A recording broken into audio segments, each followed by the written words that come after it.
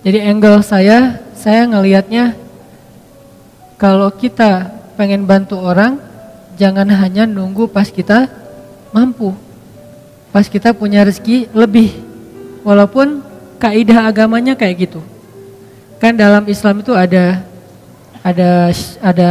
syariat, nanti di atasnya ada ihsan ya.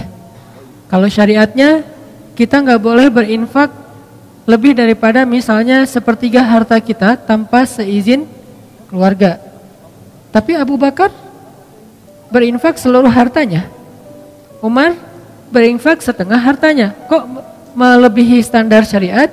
Ya karena keluarga Abu Bakar, keluarga Umar, bukan hanya beliau berdua tapi juga keluarganya, istrinya, anak-anaknya, semuanya derajatnya tuh udah wafa. Derajatnya udah muhsin, orang-orang yang berihsan. Sehingga mereka melakukan sesuatu lebih daripada standar umum yang dilakukan orang lain. Nah, saya ngelihat ternyata menurut saya tuh kalau kita pengen bantu orang, jangan nunggu punya kemampuan. Kalau kita pengen nolong orang, jangan nunggu kita dikasih rezeki yang lebih. Tapi sebaliknya, kalau kita pengen dapat rezeki yang lebih, tolong orang. Kalau kita pengen dimampukan, bantu orang. Kalau kita pengen diselesaikan urusan kita, selesaikan urusan orang. Jangan tunggu, gua beresin dulu urusan gua, ntar baru nolong yang lain. Enggak, kebalik. Kalau kita pengen urusan kita cepat beres, cepat diselesain sama Allah, cepat ditolong, cepat dikasih keajaiban, surprise segala macam, ya udah tolong orang dulu. Walaupun kita dalam kondisi susah, justru itu kesempatan buat kita.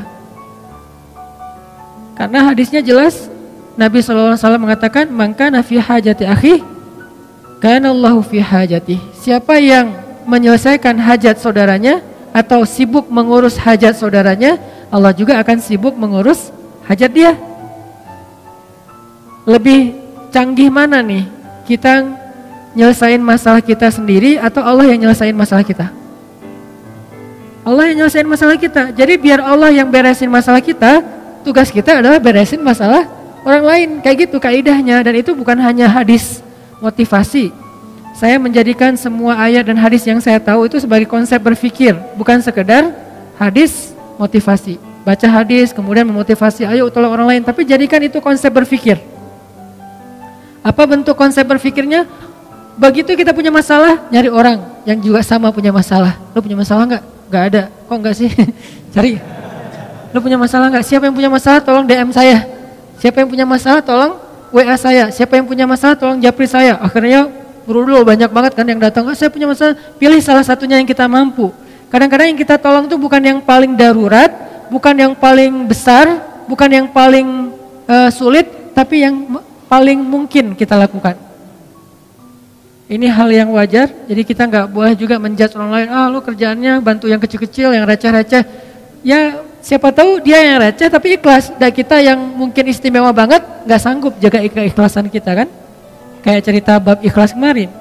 Ada 2 orang beramal, yang satu sholatnya standar, yaitu sholat wajib doang. Yang satu lagi plus qobliyah, ba'diyah, duha, tahajud. Mana lebih baik? Yang plus dong. Wajib plus sunnah. Lebih baik yang plus. Tapi kadang-kadang yang plus ini ujian keikhlasan, ujian rianya juga lumayan luar biasa. Kalau yang standar, apa yang mau diriain? Kayak hafalan Al-Quran. Yang satu hafal trikul. Yang satu lagi hafalnya Al-Baqarah, Ali Imran, An-Nisa, Al-Maidah. Wah, setengah Al-Quran, 15 juz. Mana yang lebih utama? Pastinya yang lebih banyak hafalan. Tapi paling banyak hafalan justru ujian riyanya lebih berat, lebih besar.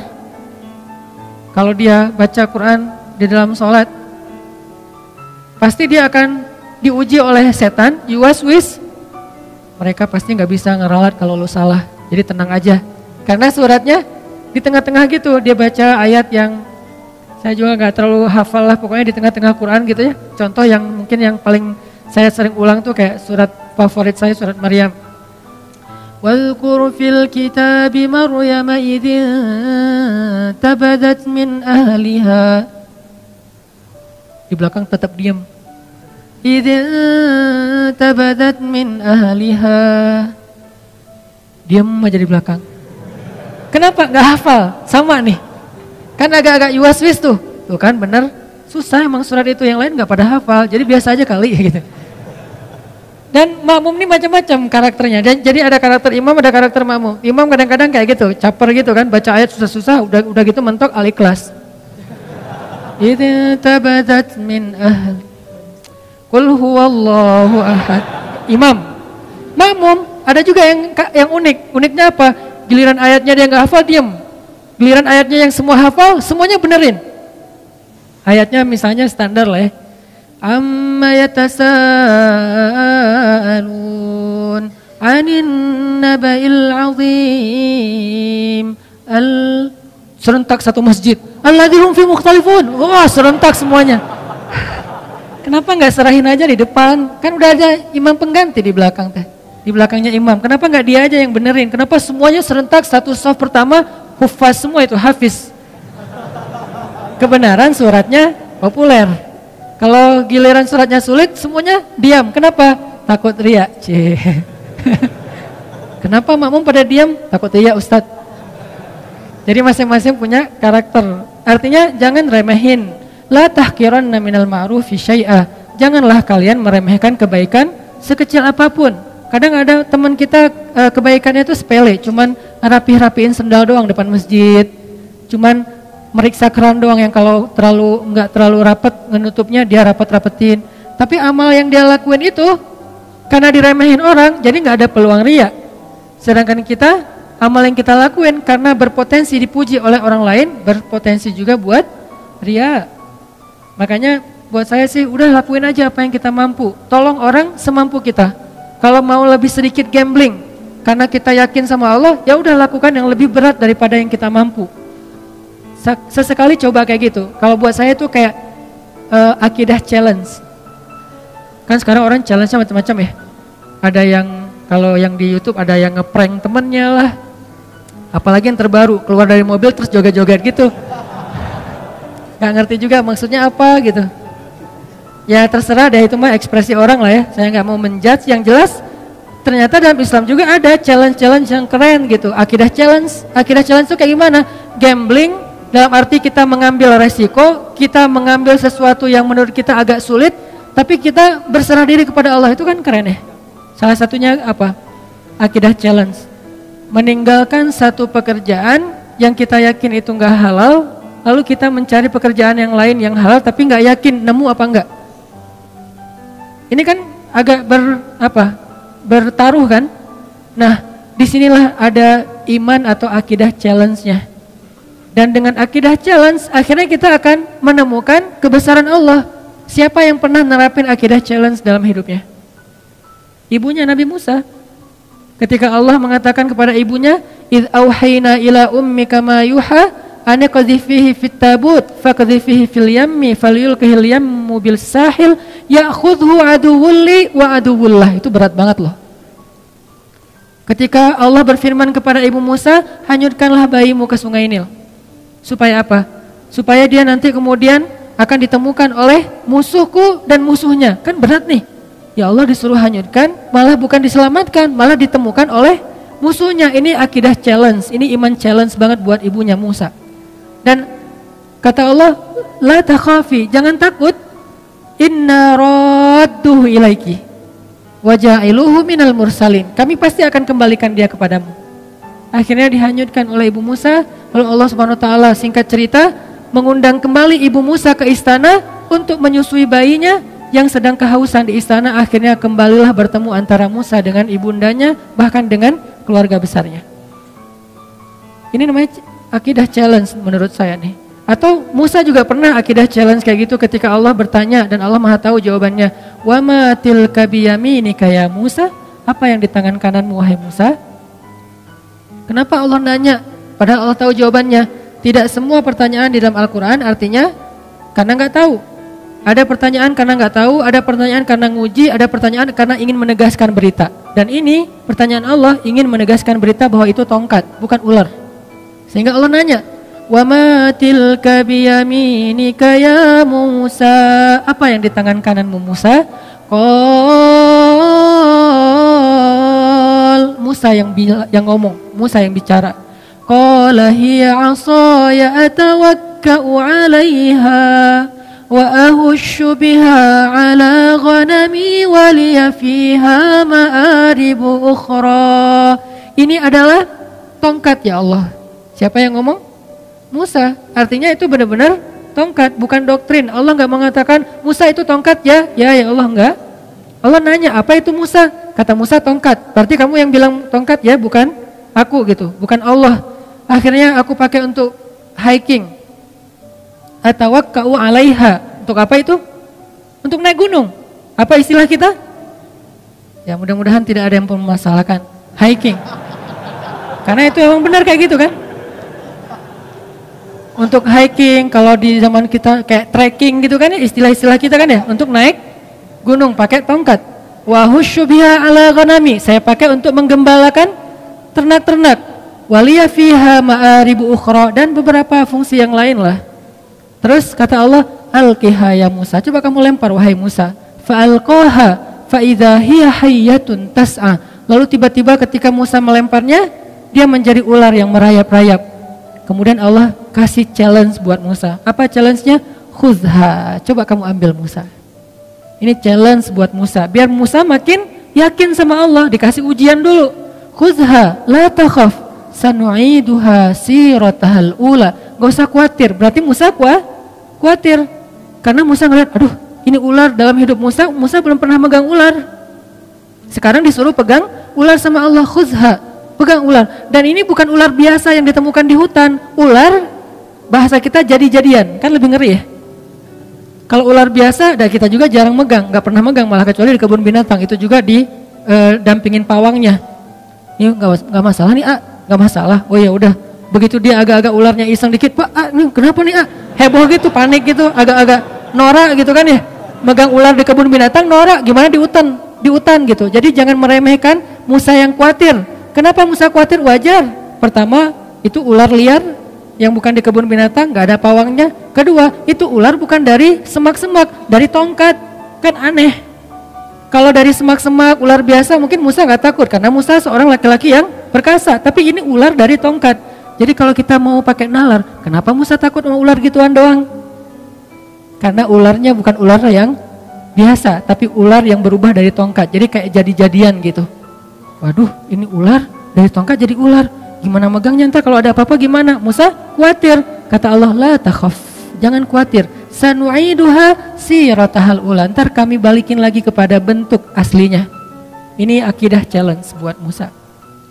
Kalau bahasa teman-teman yang ngajinya mungkin lebih lebih dalam, istilahnya rububiyah, uluhiyah, asma, sifat dan seterusnya. Kita menerjemahkan, bukan mengubah istilah, akidah challenge. Dipegang sama Musa dikit, langsung berubah lagi menjadi tongkat. Maka bertambahlah iman Musa. Bertambahlah, arti bertambah iman apa? Bertambah percaya sama Allah, bertambah yakin sama Allah. Nanti kalau dikasih challenge yang lain, udah sanggup. Challenge berikutnya apa? Challenge berikutnya adalah idhab ila fir'aun innahu tagha. Pergilah kepada Firaun, dia itu jahat banget. Itulah challenge yang lebih berat daripada megang ular. Tapi Allah kasih challenge yang kecil dulu biar Musanya makin yakin. Ini artinya teman-teman, kadang-kadang ketika kita ngambil sebuah pilihan yang sulit, kita agak sedikit gambling dalam hidup kita, tapi bersandar kepada perintah Allah, larangan Allah, kehendak Allah, apa yang Allah mau, syariat Allah. Di situ kita belajar iman, termasuk nolong orang lain. Sehingga kata Nabi, man kana fi hajati akhi kana Allahu fi hajati. Siapa yang sibuk ngurus hajat saudaranya, Allah juga akan sibuk ngurus hajat dia. Termasuk nanti banyak sekali hadis-hadis yang lain yang senada atau semakna dengan ini. Ini artinya angle-nya buat saya, kalau kita punya masalah, tolong orang yang punya masalah, baru Allah tolong kita. Kalau kita pengen ditambahin rezeki, tolong orang dalam menyelesaikan masalah keuangan dia atau harta dan seterusnya. Jadi bekerjalah kepada Allah. Paling gampang tuh nyari kerja ke Allah loh. Nyari kerja ke perusahaan belum tentu diterima. Kalau ke Allah diterima enggak? Pasti diterima. Allah enggak pernah nolak. Orang yang pengen bekerja kepada Allah, artinya pengen beramal, Allah enggak pernah nolak. Kenapa saya mengistilahkan bekerja? Dan Allah juga mengistilahkannya kayak gitu, berdagang. Ya ayyuhalladzina amanu hal adullukum ala tijarah. Mau nggak aku tawarin kalian satu tijarah, satu bisnis, satu perdagangan, satu kerjaan, satu project kalau bahasa kita. Berarti kadang kita berdagang dengan Allah, bertransaksi dengan Allah. Gimana bertransaksi dengan Allah? May yuqridullaha qardan hasanan. Siapa yang meminjamkan kepada Allah pinjaman yang baik, nanti Allah balas berlipat ganda. Bukankah itu transaksi? Baik, jual beli yang tidak akan mungkin rugi. Banyak lagi ayat-ayat yang lain yang bahasa analoginya adalah bahasa dagang atau bisnis. Jadi kalau mau dapat kerjaan yang paling gampang, tapi bayarannya itu bukan UMR, berapa ribu kali lipat UMR, dan kerjanya itu mulia banget, kita bukan cuma dapat upah, tapi juga kita dapat kehormatan, bekerjalah kepada Allah. Itu paling luar biasa, gampang banget. Kerjanya apa? Saya nggak punya kemampuan apa-apa, saya nggak punya kapasitas, saya nggak punya keahlian. Keahlian yang dibutuhkan itu bukan punya sesuatu, enggak. Apapun yang ada dalam diri kita yang kita bisa lakukan untuk bantu orang lain, itu keahlian.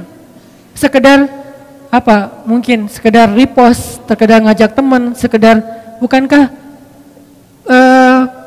kita bisa ngelakuin banyak hal untuk bisa membantu orang lain? Kalau kita nggak punya uang, kita nggak usah ngasih uang. Kita ajak orang yang punya uang untuk memberi uang kepada dia. Kita jadi mediator.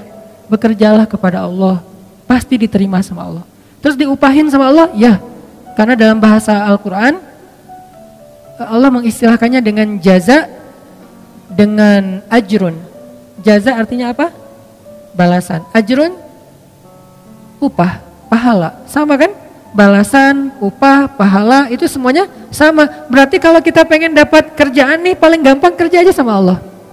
Jadi udah nggak ada lagi pengangguran di muka bumi ini kalau dia yakin kepada Allah. Tinggal kita, ya Allah, saya nih lagi bawa, dalam analogi kita nih, lagi bawa map. Ngapain? Cari kerja. Ke siapa? Ke langit. Caranya? Kita datangin orang miskin. Caranya datangin anak yatim. Caranya datangin orang-orang yang membutuhkan. Kalau zaman Nabi dulu, Rasulullah SAW itu, Khadijah bilang Rasulullah itu adalah laki-laki yang mengayomi anak yatim, orang miskin, orang tua, janda-janda yang ditinggalkan wali-walinya. Nabi yang menafkahi mereka. Sehingga inilah bentuk dari ekspresi syukur kita kepada Allah Subhanahu wa taala. Coba kita ingat dulu, siapa yang bisa saya bantu? Siapa yang bisa? Jadi analoginya adalah cara berpikirnya adalah kalau kita pengen ditolong oleh Allah, tolong orang lain. Kalau kita pengen dikasih rezeki oleh Allah, kasih rezeki untuk orang lain. Dan Allah pasti akan ngasih kita upah lebih gede daripada semua upah yang pernah diberikan oleh manusia.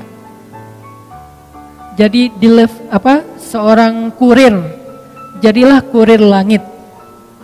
Gimana menjadi kurir langit? Cari orang yang lagi pesen, lagi order rezeki, lagi order bayar hutang, lagi order berobat, kan dia lagi order tuh. Cara ngordernya gimana? Ya angkat kedua tangannya. Ya Allah, saya punya banyak hutang. Ya Allah, anak saya sakit. Ya Allah, ya Allah, ya Allah. Mereka kan lagi order kebaikan kan ke langit. Nah, kadang-kadang Allah mengetuk kita untuk jadi kurir Allah. Kayak tadi misalnya saya lagi ngeliat gitu di story gitu, muncul karena ada muka saya di situ, ya saya klik gitu ya. Kok ada muka saya di sini? Kayaknya banyak banget muka saya akhir-akhir ini gitu. Saya klik nih. Alhamdulillah gitu ya. Saya klik, apaan sih ini, kayak kepo gitu kan. Oh ternyata lagi ada perdebatan kecil tuh antara pro dan kontra. Saya baca komennya satu-satu kan. Di antara sekian banyak komen yang pro dan kontra, tiba-tiba ada satu komen yang agak-agak kurang nyambung sebetulnya. Ada yang komen, anak saya butuh uang untuk belajar, untuk beli buku diktat sekolah dan nggak punya biaya. Kenapa tiba-tiba Allah takdirkan saya ngeklik itu, terus saya ngelihat komennya? Karena Allah lagi ngasih saya kesempatan jadi kurir kan gitu kan. Di antara sekian komen, ini aja yang saya fokus. Saya langsung DM orangnya, Pak, Bapak di mana? Ternyata di NTB, di Lombok. Bapak butuh apa? Saya hanya butuh biaya untuk buku anak saya. Masya Allah nih orang luar biasa ya. Nggak mengatakan saya butuh uang sekian, nggak. Hanya untuk biaya buku. Artinya saya misalnya kalau saya mau, saya akan bayar ke sekolahnya, anaknya dapat buku, nggak akan saya kasih uang biar manfaatnya lebih jelas gitu. kecil sih.